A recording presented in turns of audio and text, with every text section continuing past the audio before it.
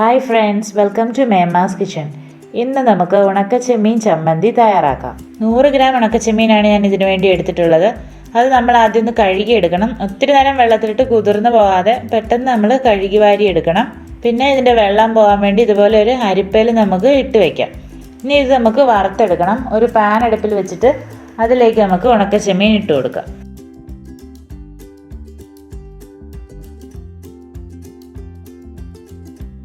ഇനി ഇടയ്ക്കൊന്ന് നമുക്ക് ഇളക്കി കൊടുത്തോണ്ടിരിക്കാം. നന്നായിട്ട് മൊരിഞ്ഞ് കിട്ടുന്നത് വരെ നമുക്ക് വറുക്കണം.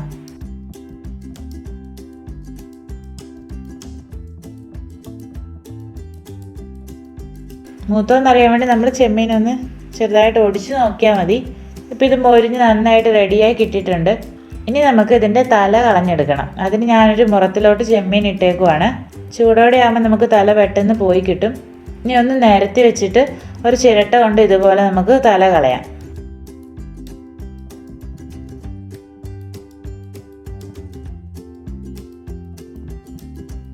ഇനി വേണമെങ്കിൽ കൈകൊണ്ട് നമുക്ക് തല ഒടിച്ച് കളയാവുന്നതേ ഉള്ളൂ. ഒത്തിരി ഇതിന് കളയാൻ കാണത്തില്ല, കാരണം ഇത് വറുക്കുമ്പം കുറേയൊക്കെ നമുക്ക് ഇതിന് വിട്ടു പോകുന്നോളും.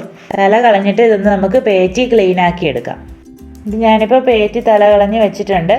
ഒത്തിരി ചൂട് പോകാതെ നമുക്ക് ഇതൊന്ന് പൊടിച്ചെടുക്കണം. പൊടിക്കാൻ വേണ്ടി നമുക്ക് മിക്സിയുടെ ജാറിലേക്ക് ഇട്ട് കൊടുക്കാം. ഇനി ഇത് ഒന്ന് കറക്കി എടുത്താൽ മതി, ഒത്തിരി പൊടിച്ചെടുക്കണ്ട. ഇതുപോലെയൊക്കെ നമുക്ക് കിട്ടിയാൽ മതി. ഇനി നമുക്ക് ചെമ്മീനിൽ ചേർക്കാനായിട്ട് ഉണക്കമുളക് വേണം. 10 ഉണക്കമുളക് ഞാനിവിടെ എടുത്തിട്ടുണ്ട്. പിന്നെ നമുക്ക് വേണ്ടത് 1/4 ഭാഗം തേങ്ങ, 10 ചുവന്നുള്ളി 2ആയി മുറിച്ച് വെച്ചത്, പിന്നെ കുറച്ച് കറിവേപ്പില. ഉണക്കമുളക് ഒരു പാനിലിട്ട് നമുക്കൊന്ന് വറുത്തെടുക്കാം.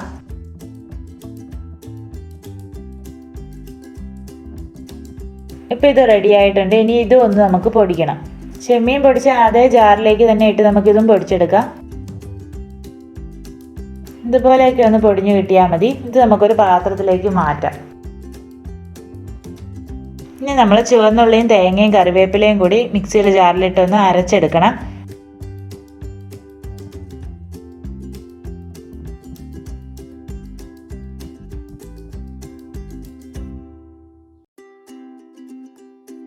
കൂടുതലായിട്ട് അരഞ്ഞു പോകരുത്. ഇതും ഒന്ന് കറക്കി എടുത്താൽ മതി. ഇതുപോലെ നമ്മൾ അരച്ചെടുത്തിട്ടുണ്ട്. ഇനി നമുക്ക് എല്ലാം കൂടി ഒന്ന് മിക്സ് ചെയ്തെടുക്കാം. അതിന് ഒരു പാത്രത്തിലേക്ക് ആദ്യം നമ്മൾ പൊടിച്ചു വെച്ചിരിക്കുന്ന ഉണക്കച്ചെമ്മീൻ ഇട്ട് കൊടുക്കാം. പിന്നെ തേങ്ങയും ചുവന്നുള്ളിയും അരച്ചതും കൂടി ചേർക്കാം.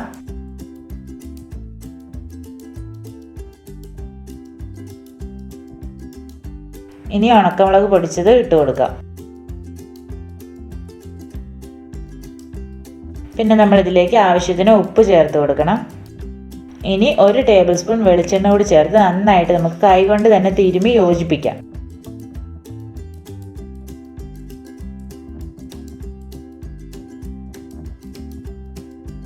ഇപ്പം നമ്മുടെ സ്വാദിഷ്ടമായ ഉണക്കച്ചെമ്മീൻ ചമ്മന്തി തയ്യാറായി കഴിഞ്ഞു. വളരെ ഈസി ആയിട്ട് എല്ലാവർക്കും ചെയ്തെടുക്കാൻ പറ്റുന്നതാണ്. എല്ലാവരും ഒന്ന് ചെയ്ത് നോക്കണം. നിങ്ങൾക്ക് ഈ വീഡിയോ ഇഷ്ടമെങ്കിൽ ഈ ചാനൽ ഒന്ന് സബ്സ്ക്രൈബ് ചെയ്യണം. താങ്ക്